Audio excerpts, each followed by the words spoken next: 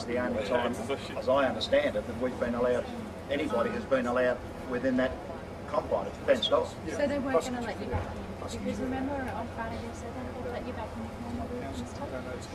Yes, they did. Nobody has been in touch with me about that. In fairness, I should say that my report has only been produced this morning in its final form, and so they haven't had a chance to read it.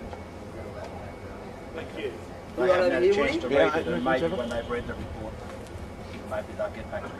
So you'll be sending it to the council? I'll leave that to Keith.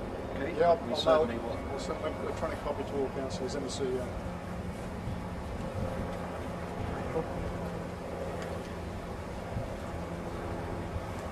Have a good weekend otherwise? Yeah, very good, very good. Nice long weekend, yeah. Busy around and stuff like that? Very, yeah, I was. You didn't much of a break. Have a good time. Good. My wife was also very busy typing in collating. So anyway, that's good. Helping hand. I don't. Yeah, good mate, just doing a presser. Tell us the findings based on Friday's trip. My findings were that there were some maintenance issues with the building. It's been left, had been allowed to deteriorate for 2 years. But the basic structure is quite sound, very sound.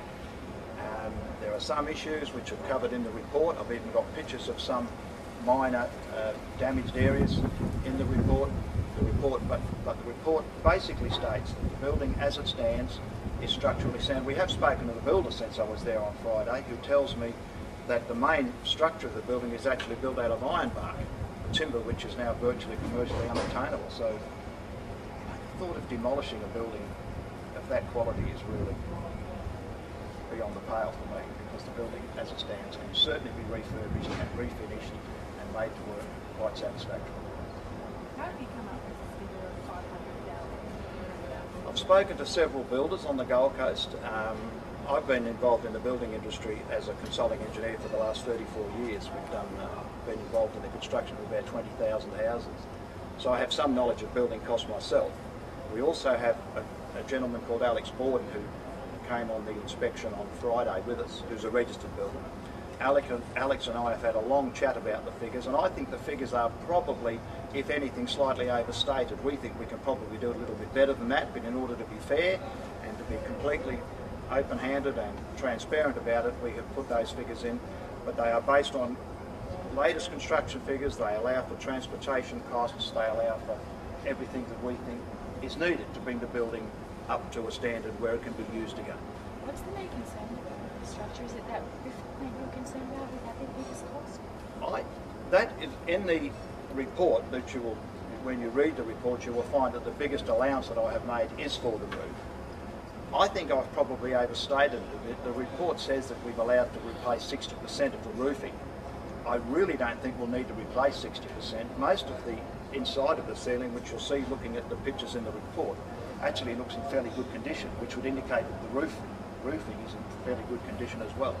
But we need to get up, we need to have a look at it, and until we do that, we can't really get a final handle and quantify accurately these costs. The council's report described the building as substandard, and talked about the plumbing issues and the electrical issues, and that needed to be, essentially they said it was cheaper to knock down and start again than it was to structure. Could you explain, I suppose, where the discrepancy comes in, or where you differ from the council report? And I simply can't understand how you can demolish a building on a remote island and take it away, together with all that lovely ironbark timber and all the fixtures and all the timber panelling that we've got and the exposed rafters.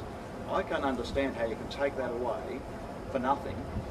What the council is saying is very little, and replace it with a building, and think that if you've got a building there which is actually doing the job and which is structurally sound, how knocking it down and building again can be in any way a plus for the people of the Gold Coast. At the end of the day, you will finish up with today's building, but you will finish it with it up at 4 or 5 times the cost. I think ratepayers have probably had enough of paying too much for everything the council touches. And how important or how much more detail can you get from what you call the destructive inspection? I'm sorry, I've said in the report that in fact I don't think we'd need to do a lot more destructive testing, because The damage that I found was actually relatively minor and insignificant, and I've said in the report that in fact it will be looked at, inspected and repaired during the building contract anyway. So I really can't see much point in demolishing more. It was all bloody Oregon, which was You would love to get timber of that quality today.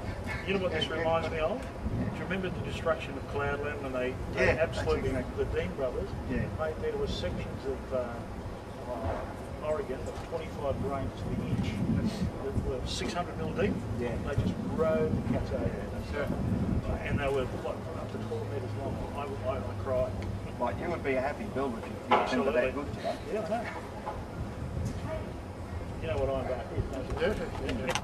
But I mean, the reality is you can't build a building now and create the ambience of a building now. If it's got something from the past, Yeah, you just can't create with modern architecture.